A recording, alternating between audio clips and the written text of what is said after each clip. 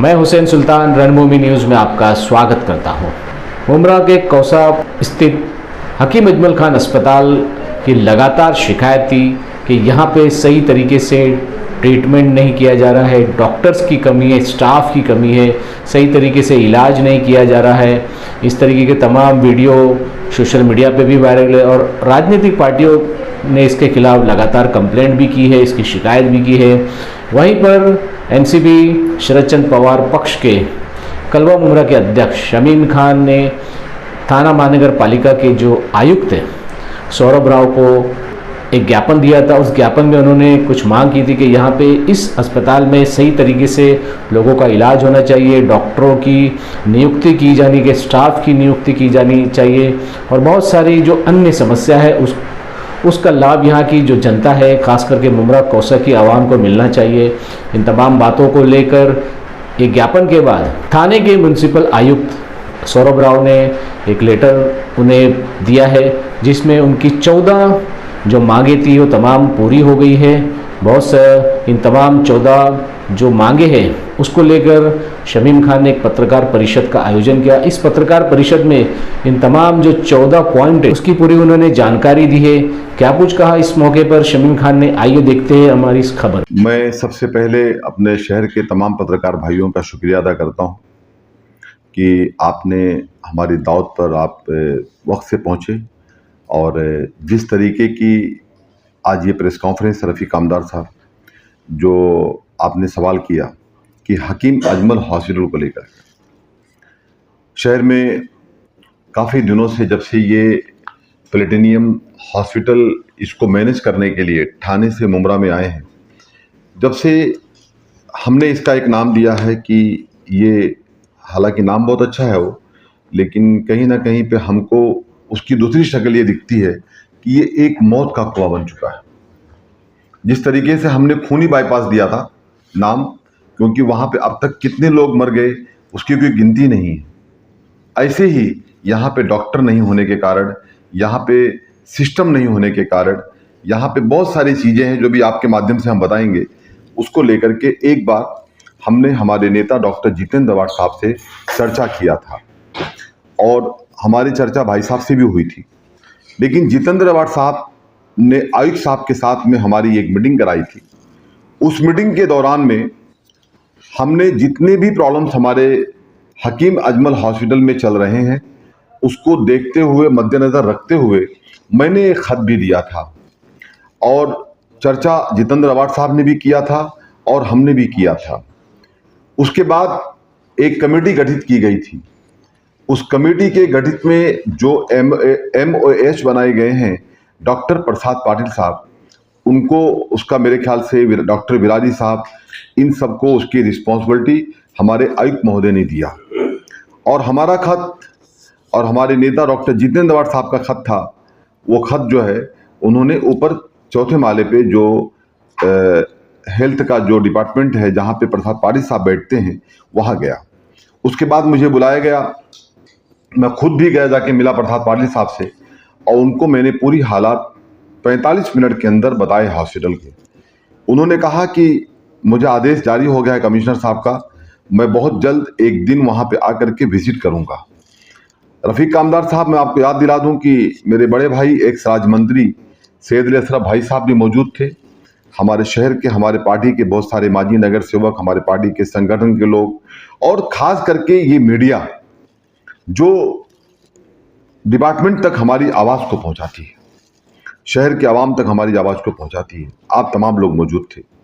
उस मीटिंग के दौरान बहुत सारे डिस्कशन रफ़ीक आमदार साहब आपने भी किया था प्रसाद पाटिल साहब से, मुझे याद है आपने बहुत सारे टेक्निकल बात रखे थे। तो जो हमारे सब्जेक्ट थे वो 14 सब्जेक्ट थे उस टाइम पे। 14 सब्जेक्ट के हिसाब से पूरी कमेटी गठित की गई, उनके जो एग्रीमेंट बनाए गए थे, जो मैं ये कह सकता हूँ कि अपना कलवा शिवाजी के जो डीन हैं और जो डॉक्टर पॉल हैं प्लेटिनियम हॉस्पिटल के, जो संस्था के तहत उन्होंने इसको मैनेज करने के लिए लिया है, तो उन दोनों के बीच में जो एग्रीमेंट हुआ था उसका खुलासा किया गया और उसके अंदर बहुत सारे पॉइंट्स ऐसे मिले, जो पॉइंट्स ऐसे थे कि वहाँ पे जब प्रसाद पाटिल साहब ने देखे तो खुद शॉकिंग हो गए कि ये गलत है, उसको सुधार किया जाए। तो उसके तहत पूरी कमेटी ने ये जो अभी आपके माध्यम से हम बताना चाहते हैं, 14/8/2025 को ये लेटर डॉक्टर पॉल को एज ए नोटिस ये लेटर दिया गया, आपको हम बताना चाहते हैं। और इसके अंदर जो 14 पॉइंट्स थे उसके पूरे खुलासे किए गए। और ये लेटर उमेश बिरारी साहब, उप आयुक्त आरोग्य थाने महानगर पालिका, उन्होंने ये लेटर जारी किया। क्योंकि हमारा भी लेटर था और सपोर्टिंग में हमारे नेता डॉक्टर जितेंद्र वाड साहब का लेटर हमने लगाया था, तो उसके हिसाब से आप देख सकते हैं ये लेटर पे पर्त जो है डॉक्टर जितेंद्र वाड साहब का भी नाम है और शमीम खान का भी नाम है, कामदार साहब जी। ये बताना इसलिए पड़ता है कि कुछ लोग बाद में उस पर भी उंगलियां उठाते हैं कि मैं ऐसे ही बोल दिया, तो इसलिए बता देता हूं मीडिया के माध्यम से, तो बेहतर होता है। अब जो 14 पॉइंट है जिसलिए यह हॉस्पिटल चलाने में कहीं ना कहीं मिस्टर पॉल जो है फेलियर रहे और हमारे शहर को तकलीफ का सामना करना पड़ा। नंबर 1, मरीजों के लिए पात्र टीएमसी क्षेत्र के अनुसार प्लेटिनियम हॉस्पिटल प्राइवेट लिमिटेड और थाने महानगर पालिका टीएमसी के बीच हुए समझौता के अनुसार मौलाना हकीम अजमल खान अस्पताल कौसा में आने वाले मरीज का केवल मुमरा का दस्तावेज होना आवश्यक नहीं है। कामदार साहब, ये बात को रेस किया था आपने। यदि मरीज मुमरा के बाहर लेकिन टीएमसी क्षेत्र के अंतर्गत कहीं भी रहता हो तो भी उसका इलाज अस्पताल में निःशुल्क किया जाएगा। इसके लिए मरीज को इन दस्तावेजों में से किसी एक की पर्ची देनी होगी। जो मैं नाम बताना चाह रहा हूं उसमें से किसी एक प्रूफ देना होगा, जैसे कि आधार कार्ड, जैसे कि ration card, driving licence, passport, voter ID. ये 5 में से किसी एक, अगर आधार कार्ड भी रहेगा आपके पास तो भी उनको एक्सेप्ट करना होगा। नंबर 2, महाराष्ट्र राज्य के मरीजों के लिए, जो महाराष्ट्र से लोग इलाज कराने यहां आते हैं, जो कह रहे थे वो कामदार साहब कि गोवंडी से आएंगे तो हम नहीं लेंगे, भिवंडी से आएंगे तो हम नहीं लेंगे, तो मिस्टर पॉल आप सुन लीजिए आज मीडिया के माध्यम से, ये आपको आदेश हुआ है कमिश्नर साहब का, इसको हल्के में मत लीजिएगा। यदि कोई मरीज टीएमसी क्षेत्र के बाहर लेकिन महाराष्ट्र राज्य के किसी भी जिले का निवासी है तो उसका इलाज महात्मा ज्योतिबा फुले जन आरोग्य योजना एमजे के तहत किया जाएगा। यानी आप उस पेशेंट को एडमिशन करने से इनकार नहीं कर सकते हैं। नंबर 3, अन्य राज्यों के मरीजों के लिए, जैसे बहुत सारे लोग कामदार साहब यूपी से आते हैं, मैं यूपी से इसलिए खास यूपी बोल देता हूँ, लेकिन बिहार से भी आते हैं, गुजरात से भी आते हैं, बहुत सारे स्टेट से लोग आते हैं, उनके लिए ये पॉइंट है। यदि कोई मरीज महाराष्ट्र से बाहर किसी अन्य राज्य का निवासी है तो उसे तत्काल अस्पताल में भर्ती करके, अनवर भाई, प्राथमिक उपचार यानी फर्स्ट एड ट्रीटमेंट देना आवश्यक होगा जब तक कि उसकी स्थिति स्थिर ना हो जाए, यानी अंडर कंट्रोल ना हो जाए। उसके बाद आवश्यकता पड़ने पर उसे शिवाजी अस्पताल में शिफ्ट किया जा सकता है, आवश्यकता पड़ने पर। नंबर 4, दस्तावेज की सूची का प्रदर्शन। जैसे चाचू हम लोग जब गए थे तो कुछ लोगों ने वो जो बोर्ड पे कुछ लिखा हुआ था वहां लाके पेपर लगा दिया था, उसको छुपा दिया। तो उन्हें बताना चाहता हूं कि तुम पेपर से बोर्ड कितना छुपाओगे, अब तो वहां बहुत बड़ा बोर्ड लगने वाला है, अब मत छुपाने की कोशिश करना क्योंकि कमिश्नर साहब का आदेश आ गया है। अस्पताल में भर्ती होने वाले मरीजों की सुविधा के लिए टीएमसी अथवा एमजीपीजे योजना के अंतर्गत लगने वाले आवश्यक दस्तावेजों की सूची अस्पताल में सार्वजनिक रूप से लगाई जाए, यानी बोर्ड में लगाई जाए, ताकि मरीज और उनके परिजन आसानी से पढ़ सकें। तो कागज से मत छुपाओ, अब तो पढ़ाना पड़ेगा, बोर्ड लगेगा। नंबर 5, दवा वितरण की सुविधा, यानी चाचू हमारी बात हुई थी मेडिसिन के रिलेटेड भी, खास करके ये मुद्दा भाई साहब ने उठाए थे वहां पे, सैयद अली साहब भाई साहब ने। अस्पताल में भर्ती मरीजों और ओपीडी के लिए आने वाले मरीजों की दवा लेने की प्रक्रिया अलग अलग की जाए, ताकि मरीजों का समय बर्बाद ना हो। इसमें यह नहीं लिखा है कि उनको जाकर के बाहर मेडिकल स्टोर से दवा लाना है, बल्कि उनके मेडिकल से ही, जो उनका आईसीयू है, जो उनका जनरल है, जो भी है, वहां पे दवा देने के लिए वो अलग अलग प्लान करके, उसको लाइन ऑफ एक्शन करके वहां मेडिसिन पहुंचाने की काउंटर्स अलग कर देंगे, पहुंचाने की बात कमिश्नर साहब ने लिखा है इसके अंदर। बहुत अच्छी बात हो गई कि मेडिसिन भी आपको वहां दिया जाएगा, ऐसे उनके एग्रीमेंट के अंदर है। नंबर 6, विशेषज्ञ डॉक्टरों की उपलब्धता। हम लोग मांग कर रहे थे कि डॉक्टर अच्छे होना चाहिए। ओपीडी में आने वाले मरीजों के रोग के अनुसार संबंधित विशेषज्ञ डॉक्टर का अस्पताल में होना आवश्यक है। साथ ही किस दिन कौन सा डॉक्टर उपलब्ध रहेगा, उसकी जानकारी मरीजों और उनके परिजनों को समय पर दिया जाए। यानी आप चाहे मीडिया के माध्यम से प्रेस कॉन्फ्रेंस करके ऐलान करो, या तो आप वहां एक बाहर बड़ा सा बोर्ड लगा दो, आपके लोग छुपाए नहीं कागज से उसको बाद में, ये आपको ध्यान रखना पड़ेगा मिस्टर पॉल। तो इस तरीके का आपको उसको शाया करना होगा, चाहे आप प्रिंट मीडिया में आप एड के शक्ल में दें अनवर भाई, चाहे वो बुला के तमाम पत्रकार भाइयों को दे, लेकिन उसको शो करना पड़ेगा कि फला दिन ये डॉक्टर्स आएगा। अक्सर क्या होता है कि जब ओपीडी के अंदर पेशेंट आते हैं कामदार साहब, तो वहां पे आरएमओ जाकर के उनका ट्रीटमेंट करते हैं। तो हमने मांग किया था सर से, कमिश्नर साहब से, कि ओपीडी में बीएचएमएस, बीएमएस ऐसे doctors, MD doctors, MBBS doctor होने चाहिए। तो ये पॉल साहब को, मिस्टर पॉल को ये मैनेज करना पड़ेगा, ये डॉक्टर्स को अपॉइंट करना पड़ेगा।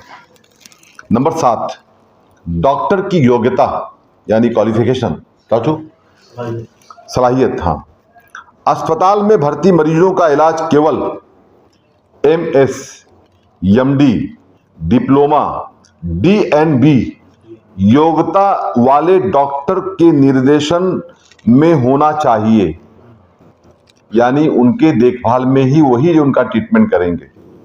मरीज का इलाज, दवा उपलब्ध कराने और सभी जांच करवाने की जिम्मेदारी अस्पताल प्रबंधन की होगी। यानी मिस्टर पॉल, आप ये मत भूलिए कि ये जो आप कल तक कहते थे कि मेरी रिस्पॉन्सिबिलिटी नहीं है, वो आपकी रिस्पॉन्सिबिलिटी लागू हो गई, आपको करना होगा। जांच मतलब कोई भी रिपोर्ट, आप बोलते थे ना, आपके जो बैठे हुए लोग हैं, कुछ क्लास पढ़ के वहां बैठे हुए हैं, जिनको नॉलेज नहीं था हेल्थ के रिलेटेड, तो कमिश्नर साहब कह रहे हैं कि ये जांच भी वहीं होनी चाहिए और दवा भी वहीं मिलनी चाहिए। उसके बाद 8वां पॉइंट, आपातकालीन वार्ड, इमरजेंसी वार्ड जिसे कहते हैं। अस्पताल में दुर्घटना, एक्सीडेंट मामलों के लिए आपातकालीन वार्ड तत्काल शुरू किया जाए। कामदार साहब, बहुत अहम पॉइंट है शहर के लिए, जिसमें कम से कम एमबीबीएस डॉक्टरों की नियुक्ति अनिवार्य हो। यानी अगर कोई एक्सीडेंट केसेस होता है आरिफ भाई, तो उसके लिए जो है डॉक्टर्स एमबीबीएस होना चाहिए और एक्सीडेंट केस को तुरंत वहां पे सॉल्व किया जाए, उसका ट्रीटमेंट किया जाए। आदिल भाई, ये चीजों को ध्यान देना पड़ेगा उनको।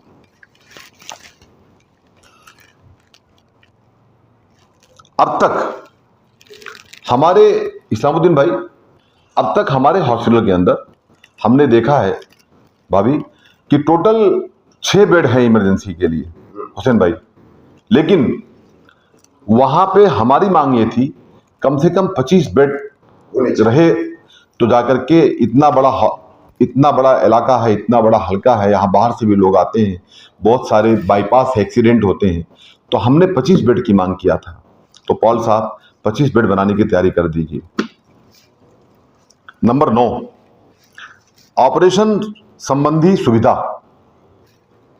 यदि किसी भर्ती मरीज को, अक्सर क्या होता था, मैंने देखा है कि भाभी कोई भी पेशेंट आता था तो वहाँ पे उसको अगर स्टोन की तकलीफ है तो ये कहते थे कि आप खाली पेट रहो, कल आपका ऑपरेशन होगा।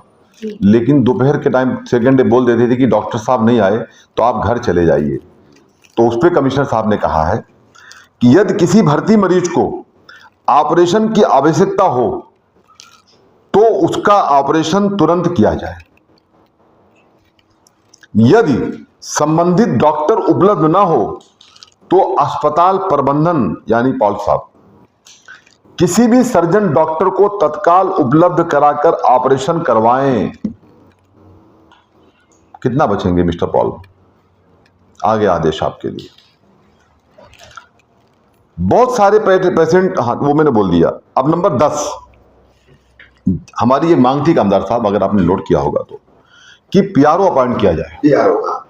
क्या होता था कि वहां पे पीआरओ, ऐसे भी लोग थे जो पीआरओ का अगर आप पूछ लेंगे कि ट्रांसलेट कर दो तो शायद नहीं बता पाते थे, फुल फॉर्म बता दो तो नहीं बता पाते थे।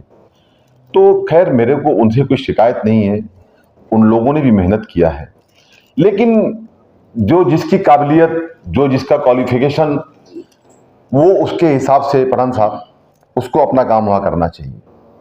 मालूम पड़ा कि जिसको नॉलेज नहीं है हेल्थ डिपार्टमेंट का, वो जाकर के वहां पर उनके पीआरओ बैठा हुआ है, तो नॉलेज होना चाहिए। तो उसके ऊपर कमिश्नर साहब ने कहा है कि अस्पताल में 4 स्थानों पर 7 दिनों के अंदर, 7 डेज भी डाल दिए उसके अंदर, जनसंपर्क अधिकारियों पीआरओ की नियुक्ति की जाए, कंपलसरी है। कर दिया पॉल साहब ने कल। एक बच्ची थी डॉक्टर नाजरीन करके, उनको कल उन्होंने नियुक्ति पत्र दे दिया। हमारे शहर की बच्ची है, फला कॉम्प्लेक्स में रहती है, पीआरओ है और टैलेंटेड है। उसने मेरे ख्याल से थाने में प्लेटिनियम में पीआरओ का काम किया है। कोरोना में काफ़ी मेहनत किया उसने साई के साथ में।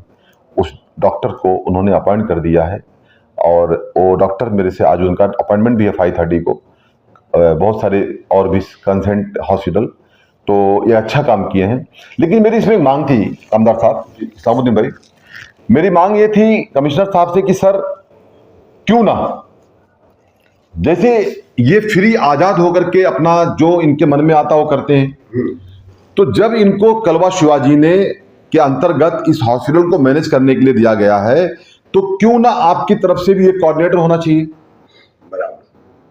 तो मैं मुबारकबाद दूंगा प्रसाद पाटिल साहब को, विराजी साहब को, कमिश्नर साहब को, कि आपने सर इसके लिए डॉक्टर शारमिन निंगा, जो बच्ची बहुत मेहनत की है कोरोना के अंदर, जिसको अभी 5 अगस्त को हमारे नेता डॉक्टर जितेंद्र अवार्ड साहब के यौम पैदाइश के मौके पर उसे एक बेस्ट अवार्ड भी दिया गया है। तो उसको जो है शिवाजी ने, यानी खास करके हेल्थ डिपार्टमेंट में ने उस बच्ची को कोऑर्डिनेटर का ऑर्डर रिलीज कर दिया। तो अब एक कोऑर्डिनेटर हमारी तरफ से, हमारा मतलब थाने महानगर पालिका, और एक इनकी तरफ से 2 कोऑर्डिनेटर आ गए, पीआरओ आ गए। तो अब मुझे लगता है कि शायद जो बहुत सारे मिस कम्युनिकेशन हो रहे थे, यानी कोऑर्डिनेशन नहीं हो पा रहे थे, रेहान भाई जैसे लोग 10-10 फोन कर रहे थे, लोग फोन नहीं उठा रहे थे कोई रीजन से, तो अब शायद ये प्रॉब्लम ना हो और पेशेंट को रिलीफ मिले। पीआरओ मरीजों और उनके परिजनों को अस्पताल की सेवाओं और अन्य जानकारी देंगे। पीआरओ को अस्पताल प्रबंधन की ओर से विशेष प्रशिक्षण दिया जाए कि मरीजों और उनके परिजनों से कैसे बातचीत करना है। बहुत अच्छा पॉइंट डाला उन्होंने। पीआरओ को अस्पताल की ओर से आधिकारिक फोन नंबर दिया जाए यानी ये नंबर भी मैं आज मीडिया के माध्यम से मिस्टर पॉल से कहना चाहता हूं कि आप इसको रिलीज कराइए, ये नंबर। और ये नंबर हमारे शहर में एक एक घर में जाना चाहिए, जिससे वे मरीजों को के परिजनों के साथ साझा कर सकें, यानी उनकी हेल्प कर सकें। नंबर 11, अस्पताल की जानकारी का प्रदर्शन। अस्पताल से जुड़ी जानकारी और संपर्क विवरण अस्पताल की लॉबी या अन्य खुले स्थान पर प्रदर्शित किया जाए। करना पड़ेगा पॉल साहब को इसको प्रदर्शित। कर्मचारियों की नियुक्ति। अस्पताल प्रबंधन द्वारा भर्ती किए जाने वाले कर्मचारियों को उनकी शिक्षा और योग्यता के अनुसार उचित पद पर नियुक्त किया जाए। कामदार साहब, ये लड़ाई हम लोगों की चल रही थी, तो बहुत अच्छा फैसला हुआ है। जो मैं बार बार कहता था कि 8वीं पास, 10वीं पास, 12वीं पास, तो रखो उनको, हम उनसे एतराज नहीं करते हैं, लेकिन जो उनकी काबिलियत है, जो उनका एजुकेशन है, उनको उनके हिसाब से रखो। तो ये बात हमारे नेता जितेंद्र अवार्ड साहब ने भी बात किया था आयुष साहब से, तो ये बात डाली गई इस पॉइंट के अंदर, मुझे अच्छा लगा। नंबर 13, कर्मचारियों की पहचान और आचरण। मालूम पड़ा कि हॉस्पिटल में अनवर भाई आप घूम रहे हैं, आदिल भाई आप लोग घूम रहे हैं, समीर भाई, लेकिन मालूम ये पड़ा कि इसमें किससे बात करना है, कौन कर्मचारी है आदिल भाई, हमको मालूम ही नहीं पड़ता है। तो उसके लिए कमिश्नर साहब ने कहा है कि अस्पताल के सभी कर्मचारियों को यूनिफॉर्म ड्रेस और पहचान पत्र का आईडी कार्ड अनिवार्य रूप से दिया जाए। अगर वो नहीं लगा के आते हैं तो उनका अटेंडेंस ना लिया जाए, वो काम ना कर सकें। ड्यूटी पर आते समय ड्रेस और आई कार्ड पहनना हर कर्मचारी के लिए आवश्यक होगा, यानी मस्ट कर दिया गया था, कंपल्सरी। सभी कर्मचारियों को शिष्ट भाषा का प्रयोग और मरीजों तथा उनके परिजनों से उचित व्यवहार करने का प्रशिक्षण दिया जाए।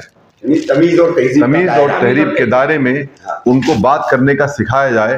वो जो भाषा वहाँ यूज करते थे अपने स्टाइल में, तो वो जरा उस पर ब्रेक लगाने की बात साहब ने, सर ने किया है, उसके लिए हम उनका शुक्रिया अदा करते हैं। चौथा लास्ट पॉइंट, अस्पताल की साफ सफाई की बड़ी प्रॉब्लम्स थी। अस्पताल की साफ सफाई की जिम्मेदारी प्लेटिनियम हॉस्पिटल प्राइवेट लिमिटेड प्रबंधन की होगी, यानी ये मत कहो कि क्रिस्टल की होगी। मिस्टर पॉल, आप ही का नाम इसके अंदर आया। Operation theatre ICU emergency ward तथा अस्पताल के अन्य सभी स्थानों पर विशेष ध्यान रखा जाए साफ सफाई का। तो आप ये नहीं कह सकते कि ये काम क्रिस्टल का था। दिन में कम से कम 3 बार साफ सफाई सुनिश्चित किया जाए। तो ये जो आदेश आया है आयुक्त साहब का, ये मैंने आपके सामने रख दिया। अगर 7 डेज के अंदर मिस्टर पॉल इसके ऊपर गंभीरता के साथ काम नहीं करते हैं, तो इसमें यह भी लिखा हुआ है कि आयुक्त महोदय की तरफ से उनके ऊपर सख्त एक्शन लिया जाएगा। हम आपके माध्यम से सबसे पहले हमारे नेता डॉक्टर जितेंद्र अवार्ड साहब को, सैयद अशरफ भाई साहब को, शानू भाई को, और जो लोग हमारे साथ, खास करके पत्रकार भाइयों का मैं शुक्रिया अदा करता हूं कि आप लोग आए थे और ये मीटिंग को कामयाब किया गया था, जिसको लेकर के आज ये इतना बड़ा आदेश आया है हमारे पास। और मैं इसके लिए कमिश्नर साहब का बहुत ही रिस्पेक्टेड के साथ कमिश्नर साहब का शुक्रिया अदा करता हूं, बिरारी साहब का करता हूं, प्रसाद पाड़ी साहब का करता हूं, डीन सर का करता हूं कि सर आप लोगों ने हम जैसे एक छोटे से कार्यकर्ता के ऊपर, जो अपने शहर की फिक्र में हमेशा रहता हो, उसकी आवाज़ पे आपने इतना बड़ा ऑर्डर रिलीज़ किया है। हम किस अल्फाज से आपका शुक्रिया अदा करें कामदार साहब, वो अल्फाज नहीं है शमीम खान के पास। मैं शुक्रिया अदा करता हूं और आपके माध्यम से ये मांग करता हूं सर कि अगर मिस्टर पॉल प्लेटिनियम हॉस्पिटल प्रबंधन अगर इस काम को करने में असमर्थ हों, तो सर बहुत सारे हॉस्पिटल हैं और बहुत सारे डॉक्टर्स हैं सर, इनका जो कॉन्ट्रैक्ट है उसको रद्द कर दिया जाए।